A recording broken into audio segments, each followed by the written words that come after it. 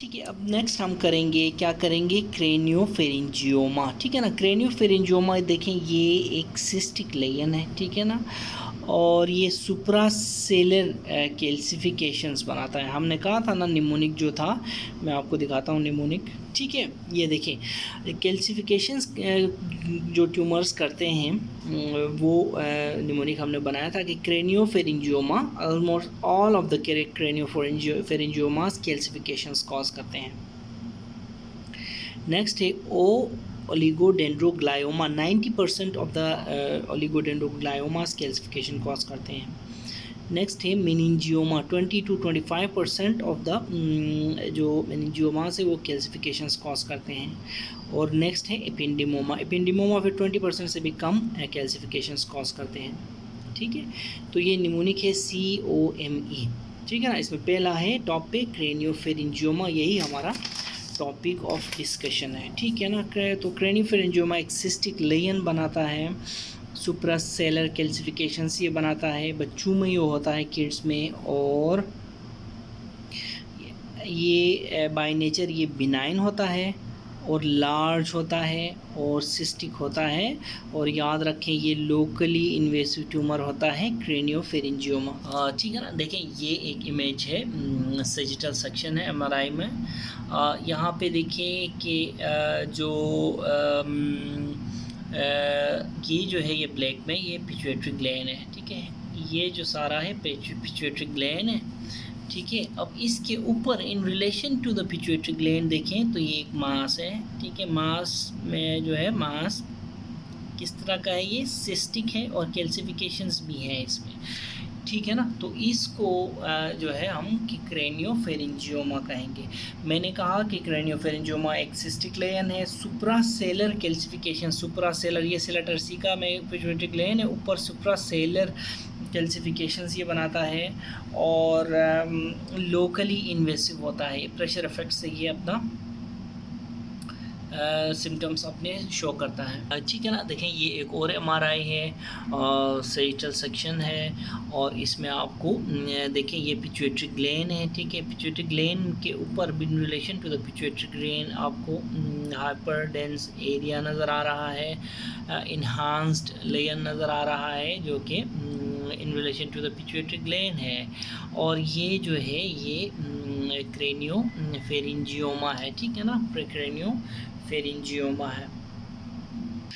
ठीक है ना, देखिए जो क्रेनियोफेरिंजियोमा है, this is most commonly found in children. ठीक है ना, चिल्ड्रन में होता है, लेकिन इसकी एक सेकंड पीक भी होती है। सेकंड पीक कब होती है, अराउंड 50 ईयर्स के बाद इसकी सेकंड पीक आती है, यानी कि 50 साल के ऊपर के लोगों में भी होता है और चिल्ड्रन में भी होता है, लेकिन मोस्ट कॉमन कहाँ होता है, ये चिल्ड्रन में होता है। एनाटॉमी में एक सवाल पूछा जाता है कि ये कहाँ से डिराइव्ड है, तो ये it is derived from Rathke's pouch. ठीक है, craniopharyngioma is derived from Rathke's pouch. अच्छा, लोकेशन क्या है इसकी, close to the pituitary gland, pituitary stalk, याद रखें इसकी लोकेशन होती है। और कभी कभी ये क्या करेगा, एक्सटेंशन इनटू सुप्रासेलर सिस्टर्न भी इसकी होती है, इसकी एक्सटेंशन भी होती है, कहाँ, सुप्रासेलर सिस्टर्न में। ठीक है ना, इसमें इस डायग्राम में देखें तो craniopharyngioma is located close to the pituitary stalk, और कभी कभी इसकी यहाँ से एक्सटेंशन होती है, कहाँ, सुप्रासेलर सिस्टर्न में इसकी एक्सटेंशन होती है। ठीक है, देखें जो क्रेनियोफेरिंजियोमा होता है ना, सी क्रेनियोफेरिंजियोमा, सी से सिस्टिक। ठीक है ना, सिस्टिक, ये सिस्टिक होता है और सिस्ट लार्ज, ठीक है, फिर लार्ज भी होता है। ठीक है ना, तो ये लार्ज सिस्टिक ट्यूमर होता है, बिनाइन लार्ज सिस्टिक ट्यूमर होता है ये। ठीक है ना, अब देखिए जो लार्ज ट्यूमर होगा तो फिर ये क्या करेगा, कंप्रेस करेगा, इंट्राक्रेनियल प्रेशर को रेज करेगा, और फिर पेशेंट में signs and symptoms of intracranial pressure आ जाएंगे। अब वो कौन कौन से हैं, जैसे हेडेक हो गया, वोमिटिंग हो गई, पेपिलेडिमा हो गया, हाइड्रोकेफ हो गया, हाइड्रोसेफलस। देखें जब भी कोई आपसे पूछे कि what are the signs and symptoms of raised intracranial pressure, तो आपने ये साइंस बताने हैं, headache, vomiting, papilledema and hydrocephalus. इसके अलावा दूसरा पॉइंट, ये तो था एक पॉइंट, ठीक है, दूसरा पॉइंट देखो कि ये क्रेनियोफेरिंजियोमा जो होता है ये क्लोज होता है ऑप्टिक कियास्मा के। ठीक है ना।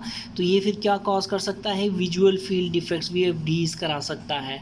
तीसरी पॉइंट याद रखें कि it is close to cranial nerves, close proximity होती है क्रेनियल नर्व्स के, तो ये क्या करता है, ये क्रेनियल नर्व पाल्सीज करा सकता है, क्रेनियल नर्व पाल्सीज। तो ये 3 इंपॉर्टेंट बातें हैं इसकी।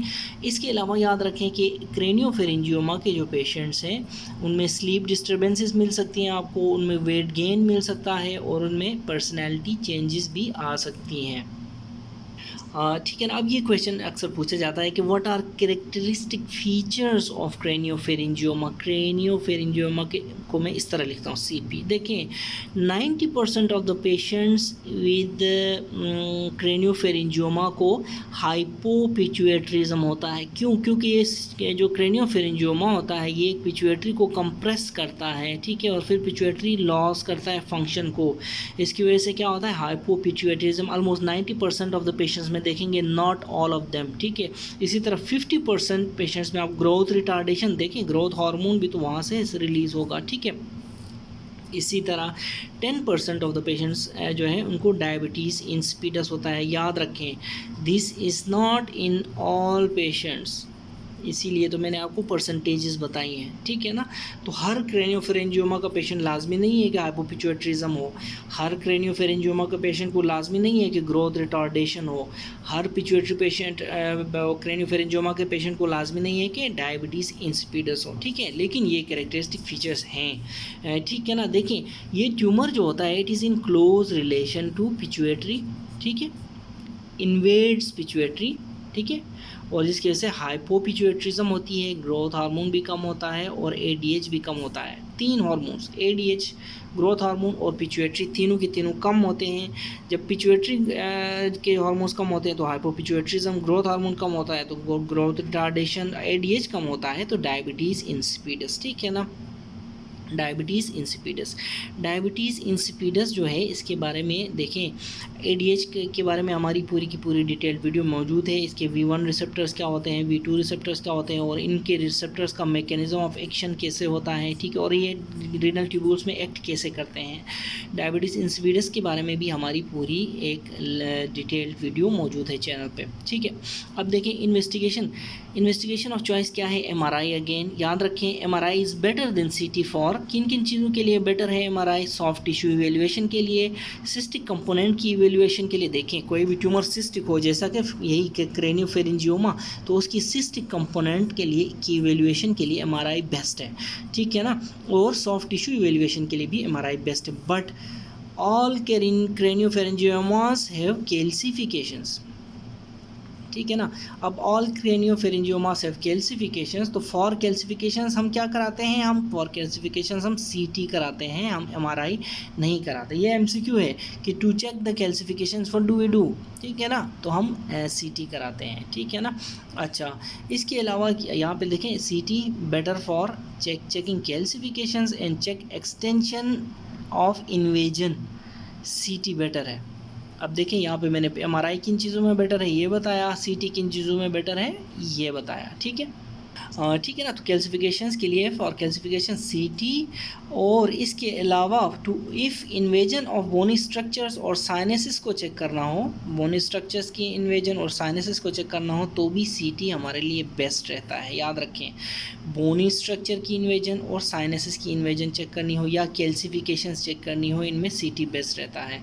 MRI कब बेस्ट रहता है, MRI is better than CT if for to check soft tissue evaluation and for cystic component evaluation, ठीक है, ठीक है ना। तो देखें इस CT में आपको कैल्सिफिकेशन, सुप्रासेलर कैल्सिफिकेशंस नज़र आ रही हैं। इसका भी देखें सेरेटल सेक्शन में भी आपको ये सुप्रासेलर कैल्सिफिकेशंस नज़र आ रही हैं। तो ये जो है ये क्रेनियोफेरेंजियोमा है, ठीक है, ठीक है। अब देखें जो ट्रीटमेंट है इसकी क्रेनियोफेरेंजियोमा की, इसमें हम देखें ट्रांसफिनॉइडल एक्सीजन करते हैं, लेकिन एक बात याद रखें कि ट्रांसफिनॉइडल एक्सीजन जो है that alone is not curative in all cases. इसके क्यों क्यूरेटिव नहीं है, क्योंकि there are tumour deposits in hypothalamus, उधर ही हाइपोथैलेमस देखें, pituitary stalk hypothalamus, pituitary stalk और और pituitary, anterior pituitary, posterior pituitary. देखें अगर पिट्यूटरी स्टाक के करीब है, ठीक है, तो फिर ये डिपॉजिट्स हाइपोथैलेमस में भी तो होंगे, ठीक है ना। इसी तरह ब्रेन की पेरेन्काइमा में भी डिपॉजिट्स होते हैं जो कि हम निकाल नहीं पाते, जिसकी वजह से क्या होती है, रिकरेंस, ठीक है। और दूसरी बात कि ट्यूमर जो होता है एडहेरेंट होता है वाइटल स्ट्रक्चर्स के साथ, तो हम एक्सरसाइज नहीं कर पाते पूरा का पूरा ट्यूमर, तो जिसकी वजह से जो टिश्यू रह जाता है उससे रिकरेंस होती है। तो जब रिकरेंस होती है ना, तो हमें पोस्ट ऑपरेटिव रेडियोथेरेपी देनी पड़ती है। तो ट्रीटमेंट क्या है क्रेनियोफेरेंजियोमा की ट्रीटमेंट एक्सीजन है और रेडियोथेरेपी है, ठीक है ना। अच्छा, हाँ ठीक है। देखिए आपने क्या करना है, एक्सीजन करनी है ट्रांसफिनॉइडल, ठीक है ना। जैसा कि मैंने कहा था आपको कि ट्रांसफिनॉइडल एक्सीजन कैसे, दो किन टाइप्स की होती है, इंट्रानेजल होती है और सब लेबियल होती है, ठीक है ना। तो ट्रांसफिनॉइडल एक्सीजन करने के बाद आप रेडियोथेरेपी देंगे। अगर आपने रेडियोथेरेपी नहीं दी ऐसे क्रेनियोफेरेंजियोमा के पेशेंट को, तो याद रखें 100 में से 75% से ज़्यादा पेशेंट्स रिकरेंस के साथ आ जाएंगे। किसके साथ आएंगे, रिकरेंस के साथ आएंगे, ठीक है। इसके अलावा याद रखें एक पॉइंट कि क्रेनियोफेरेंजियोमा के पेशेंट को अगर आपने एक्साइज किया ट्यूमर, तो एक्सीजन के बाद, ठीक है ना, क्रेनियोफेरेंजियोमा के ट्यूमर की एक्सीजन के बाद पेशेंट्स हाइपोपिट्यूटरिज्म शो करते हैं। कितने परसेंट, 100 में से 90 पेशेंट्स आपको हाइपोपिट्यूटरिज्म शो करते नज़र आएंगे। ऐसे पेशेंट्स में आपने life long pituitary hormones replace करने, हार्मोन रिप्लेसमेंट करनी है। अच्छा ठीक है, देखें मैंने पहले भी बताया था कि इसमें आपके फ्यू परसेंटेजेस हैं, ठीक है ना। हाइपोपिट्यूटरिज्म 90%, ठीक है, 90% पेशेंट्स में, ठीक है ना। फिर ग्रोथ रिटार्डेशन 50% पेशेंट्स में, और डायबिटीज़ इंसिपिडस 10% पेशेंट्स में, ठीक है ना। तो ये जो है आपने याद रखना है। तो हाइपोपिट्यूटरिज्म के केस में हम हार्मोन रिप्लेसमेंट करेंगे। क्वेश्चन पूछा जाता है what is the first hormone which should be replaced, तो वो कोर्टिसोल है, जिसका दूसरा नाम हाइड्रोकोर्टिसोन है, ठीक है ना। कोर्टिसोल के ऊपर भी डिटेल्ड लेक्चर हमारी यूट्यूब चैनल पे मौजूद है, ठीक है। अब नेक्स्ट हमारे पास है क्या है, प्राइमरी CNS लिम्फोमा, जिसको हम PCNL बोलते हैं, ठीक है।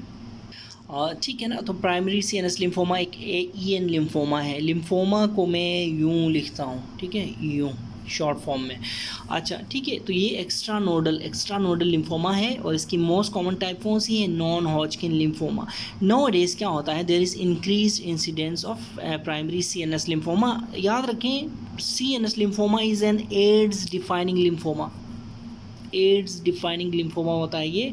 और आजकल इसका ट्रेंड क्यों बढ़ रहा है नॉन हॉजकिन लिम्फोमा का, वो इसलिए कि एक रिस्क फैक्टर जो है वो नॉन हॉजकिन लिम्फोमा के लिए वो है इम्यूनो कम्प्रोमाइज्ड स्टेट, यानी कि पेशेंट्स बहुत ज़्यादा से ज़्यादा पेशेंट्स, इंक्रीजिंग ट्रेंड में पेशेंट्स इम्यूनो कम्प्रोमाइज स्टेट में जा रहे हैं। फॉर एग्जांपल पेशेंट्स HIV के बढ़ रहे हैं, HIV एक इम्यूनो कम्प्रोमाइज स्टेट है।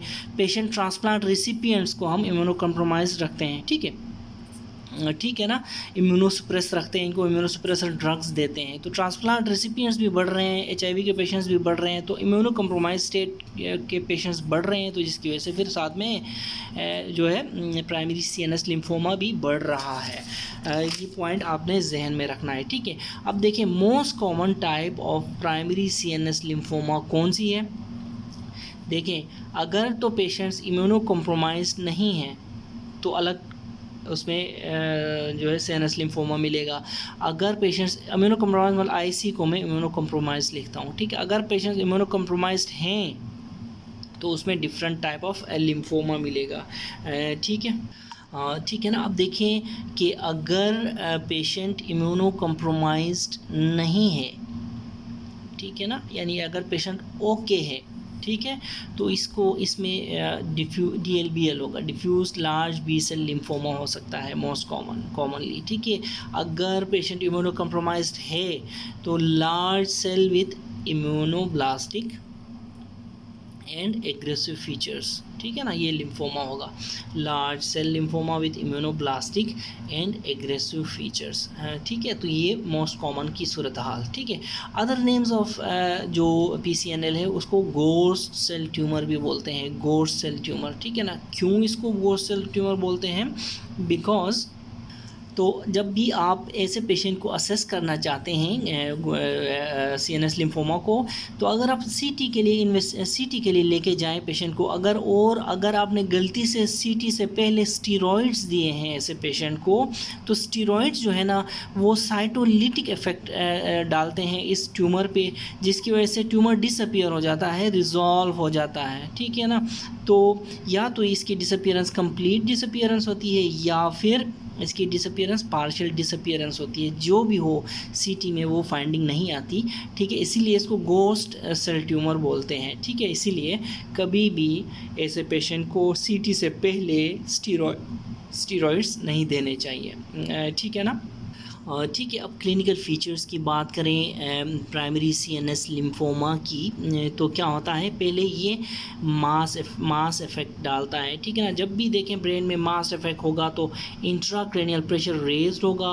जब इंट्राक्रेनियल प्रेशर रेज्ड होगा तो हेडेक, इसके साइंस एंड सिम्टम्स आएंगे रेज्ड इंट्राक्रेनियल प्रेशर के। फॉर एग्जांपल कौन से? हेडेक, नोजिया, वोमिटिंग, पेपिलेडिमा, ठीक है, हाइड्रोसेफलस, इस तरह के, ठीक है। और दूसरा ये कि इसमें न्यूरोसाइकेट्रिक सिम्टम्स भी आ जाते हैं प्राइमरी CNS लिम्फोमा के पेशेंट्स में, ठीक है। इसी तरह पेशेंट को सीजर्स, फिट्स भी हो सकते हैं, ठीक है। तो ये क्लिनिकल फीचर्स हैं प्राइमरी CNS लिम्फोमा के। इसके अलावा अब देखें इन्वेस्टिगेट करने का तरीका। अब से पहले हमने जितने भी ब्रेन ट्यूमर्स पढ़े उनमें MRI इन्वेस्टिगेशन ऑफ साइज था, लेकिन याद रखें lymphomas anywhere in the body they need histopathological confirmation, ठीक है। Histopathological confirmation is mandatory for lymphomas, ठीक है, ठीक है ना। तो क्या काम है ना, histopathological confirmation is mandatory because we have a curative treatment for lymphomas, ठीक है ना। So anywhere in the body if lymphoma is there, the investigation of choice is biopsy, biopsy को मैं बायोप्सी लिखता हूँ, ठीक है।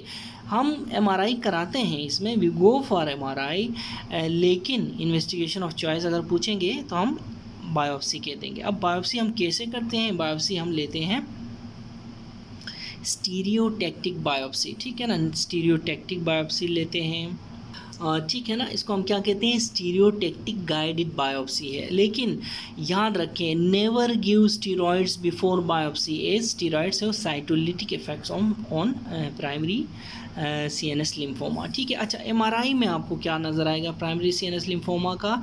MRI में आपको डेंसली इन्हांसिंग ट्यूमर नज़र आएगा, ठीक है। अब ट्रीटमेंट कैसे करेंगे? ट्रीटमेंट देखें, ट्रीटमेंट भी बेस्ड होती है कि पेशेंट को एड्स है कि नहीं। अगर नॉन एड्स पेशेंट है तो हम उसको कीमोथेरेपी और एक्सटर्नल बीम रेडियोथेरेपी देते हैं, विच इज़ क्यूरेटिव, ठीक है, क्यूरेटिव। अगर एड्स पेशेंट है तो हम होल ब्रेन रेडियोथेरेपी देते हैं। Along with whole brain radiotherapy we give high dose methotrexate plus highly active anti retroviral therapy भी हम देते हैं, ठीक है ना। तो देखिए प्राइमरी CNS लिम्फोमा जो है डिस्पाइट ट्रीटमेंट, ठीक है ना, इसकी जो प्रोग्नोसिस है वो वेरी पुअर प्रोग्नोसिस है। सर्वाइवल रेट जो है वो 1 साल से कम है इसका, ठीक है ना। तो इस प्राइमरी से याद रखें कि 1 साल से कम टाइम में बंदा जो है अल्लाह को प्यारा हो जाता है, ठीक है। नेक्स्ट हमारे पास जो मोस्ट इम्पॉर्टेंट टॉपिक है वो है मेटास्टेसिस, ठीक है ना, मेटास्टेटिक ब्रेन ट्यूमर, ठीक है। तो मेटास्टेटिक बोन ट्यूमर हमने कुछ MCQs पहले भी पढ़े थे, अब दोबारा रिपीट करते हैं। Most common brain tumour is metastasis, ठीक है। Most common primary for brain tumour CA lung, उसके बाद फॉलोड बाय CA ब्रेस्ट, जबकि most common primary for leptomeningeal mets वो CA ब्रेस्ट हैं, ठीक है। इसी तरह most common site of brain metastasis पहले नंबर पे cerebral hemispheres, and in the cerebral hemispheres which lobe?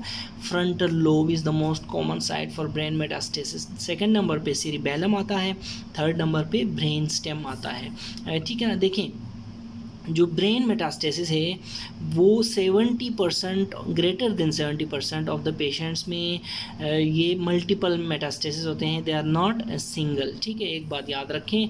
और investigation of diagnosis, investigation of choice for diagnosis क्या है, MRI और विद गैडोलिनियम कंट्रास्ट। इसमें कैसा नज़र आएगा मेटास्टेसिस, वेल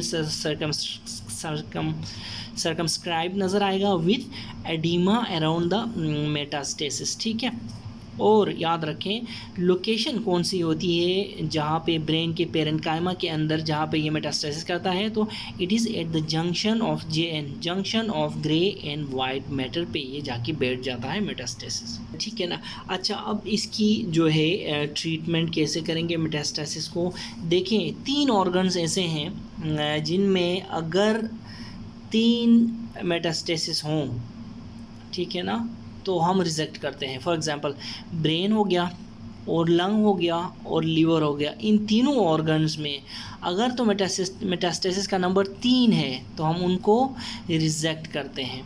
ठीक है ना। अगर 4 से ज़्यादा, 4 या 4 से ज़्यादा है तो हम ब्रेन में रेडियोथेरेपी देंगे। बाकी उनका मैं आपको बता चुका हूँ इनके रिस्पेक्टेड सेक्शंस में। ठीक है। अच्छा, मैंने क्या लिखा है, इन तीनों में अगर 3 मेटास्टेसिस हों तो रिजेक्ट करते हैं। सो वी डू क्या, उसको क्या कहते हैं रिजेक्शन को, मेटास्टेसेक्टमी, एपेंडिसेक्टमी, नेक्रोसेक्टमी। इसी तरह मेटास्टेसेक्टमी भी एक टर्म है, मेटास्टेसिस को रिजेक्ट करने को मेटास्टेसेक्टमी बोलते हैं। ठीक है। अब ब्रेन में स्पेसिफिकली, ब्रेन में देखें अगर 4 मेट्स आओ या फिर 4 से ज़्यादा हों तो हम होल ब्रेन रेडियोथेरेपी देते हैं। क्वेश्चन है, can we use stereotactic radio surgery in metastasis? Yes, but only for small tumours. So if the tumours are less than 3 centimetre we do radio surgery. ठीक है, याद रखें there is no role of chemotherapy in brain metastasis. ठीक है ना। याद रखें ये ब्रेन ट्यूमर नहीं है, ये ब्रेन मेटास्टेसिस में की बात कर रहा हूँ कि इसमें there is no role of chemotherapy. लेकिन एक्सेप्शंस हमेशा मौजूद होते हैं। एक्सेप्शन क्या है इस केस में, देखें if the primary is small cell lung cancer, एक पॉइंट, या फिर if the primary is seminoma, अगर सेमिनोमा की वजह से मेटास्टेसिस टू द ब्रेन है या फिर स्मॉल सेल लंग कैंसर की वजह से ब्रेन मेटास्टेसिस है, तो हम इन 2 पॉइंट्स पे हम कीमोथेरेपी का रोल है ब्रेन मेट्स में। ठीक है ना, तो इन 2 पॉइंट्स पे हम कीमोथेरेपी देते हैं। ठीक है, तो देखें स्टीरियोटैक्टिक रेडियो सर्जरी क्या है, इसके बारे में बात करेंगे। ठीक है ना। तो स्टीरियोटैक्टिक रेडियो सर्जरी है, याद रखें ये एक मिसनोमर है। This is not a surgery, actually it is a radiotherapy, it is non surgical radiotherapy. ठीक है ना। इसमें हम क्या करते हैं, रेडियो एक्टिव कोबाल्ट लेते हैं। ठीक है ना, रेडियो एक्टिव कोबाल्ट लेते हैं और फिर इसमें फिर हम इससे फिर क्या निकलती हैं, converging gamma rays, converging type gamma rays निकलती हैं। फिर पेशेंट के ब्रेन के ऊपर एक हेलमेट पहनाई जाती है। उस देखें, ये देखें एक बड़ा सा शील्ड है, इस शील्ड से कोबाल्ट की कन्वर्जिंग गामा रेज आती हैं। ठीक है, आती हैं, इधर से आती हैं, इधर से आती हैं, इधर से आती हैं। फिर ये जो हेलमेट है, ये एक और हेलमेट है, इससे फिर ये और भी कन्वर्ज हो जाती हैं सारी रेज आगे। फॉर एग्जांपल ये ट्यूमर है, इस ट्यूमर पे आके कन्वर्ज होती हैं सारी। ठीक है ना, इस तरह हर तरफ से आके कन्वर्ज होती हैं। ठीक है ना। तो ये स्फेरिकल हेलमेट होता है फॉर बीम नैरोइंग।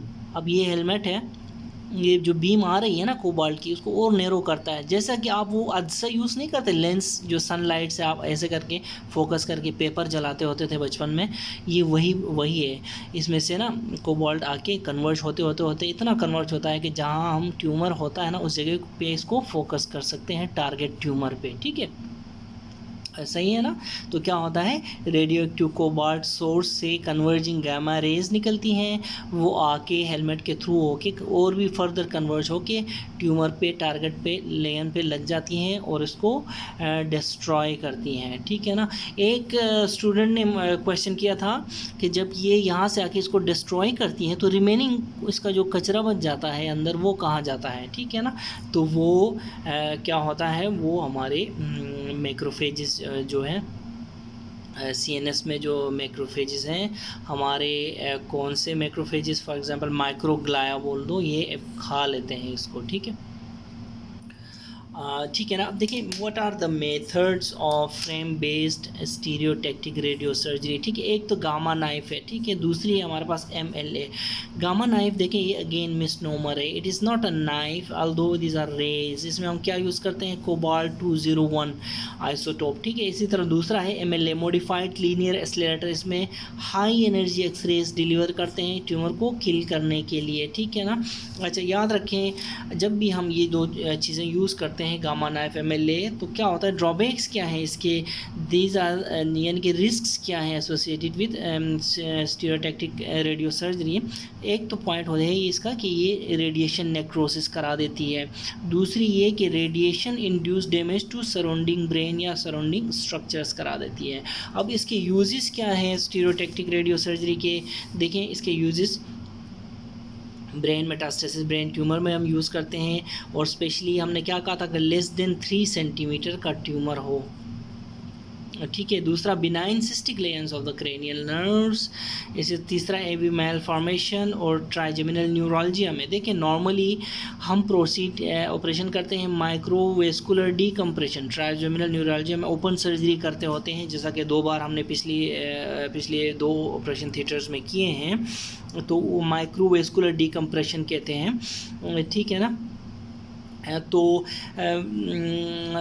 उसका अल्टरनेटिव है stereotactic radio surgery, trigeminal neuroglia में हम देते हैं। तो ठीक है, इसको कैसे याद रखेंगे, बैट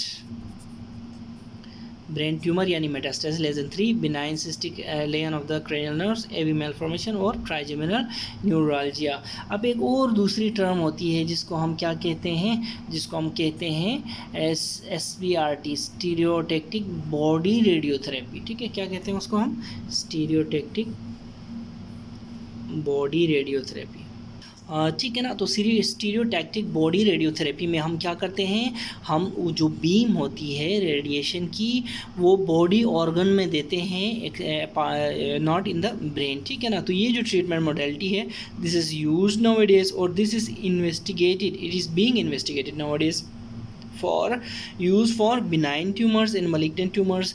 इन ट्यूमर्स का साइज़ कितना होता है, small to medium size tumours में हम ये यूज़ करते हैं। कहाँ यूज़ करते हैं बॉडी में, liver, lung, abdomen, prostate, spine, head and neck के ट्यूमर्स में हम ये स्टीरियोटैक्टिक बॉडी रेडियोथेरेपी यूज़ करते हैं। तो एक हमारे पास है स्टीरियोटैक्टिक रेडियोथेरेपी, जिसको मैंने कहा था स्टीरियोटैक्टिक रेडियो सर्जरी, ठीक है, इसको SRS भी बोलते हैं, स्टीरियोटैक्टिक रेडियो सर्जरी, और दूसरी हमारे पास है स्टीरियोटैक्टिक बॉडी रेडियोथेरेपी, ठीक है ना। तो ये कुछ मोडेलिटीज़ हैं रेडिएशन की, ठीक है ना। तो जो स्टीरियोटैक्टिक रेडियो सर्जरी SRS के बारे में मैंने पहले बताया था आपको, ये देखें यहाँ पे ये शील्ड यूज़ की जा रही है, यहाँ पे इसके अंदर देखें रेडियो एक्टिव कोबाल्ट का सोर्स है ये सारे का सारा, ठीक है। उसके बाद यहाँ से देखें कन्वर्जिंग गामा रेज आ रही है अंदर आके, ये जो है ये हेलमेट है, ठीक है ना, ये हेलमेट है, इसको क्या कहेंगे हम, ये देखें spherical helmet for beam narrowing, यानी कि इस बीम को फर्दर नैरो किया है इस हेलमेट ने, यहाँ से फिर नीचे स्कल आ गया, स्कल के अंदर आके कन्वर्ज हो गई, ये टारगेटेड ट्यूमर को ये लग रही हैं, तो इसको क्या कहते हैं हम, गैमा नाइफ, ठीक है ना, इसको SRS सर्जरी बोलते हैं, ठीक है।